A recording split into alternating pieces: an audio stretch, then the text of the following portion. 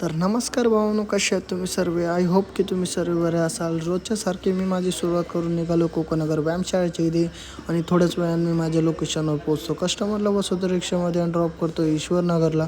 तुम्हाला माहिती असेल की काल मी अंधेरीला गेलो होतो आम्हासोबत प्रेयरला, म्हणून मी रात्री गॅस नाही टाकला. आता जाऊया गाडीमध्ये गॅस टाकला. गाडीमध्ये गॅस टाकला आणि मी आलो कमाल ऑटो पार्ट्सपाशी.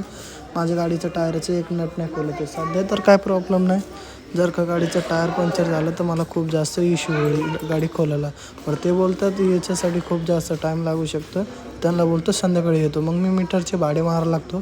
एका कस्टमरला ड्रॉप करतो LBS रोडला होंडा शोरूमच्या इथे. दुपारी येतो घरी. यूट्यूबवर व्हिडिओ बघता बघता माझ्यासमोर येतो हा वाला व्हिडिओ, आणि ते बघून मी पण स्टेअरिंग व्हील कारची बनवा लागतो.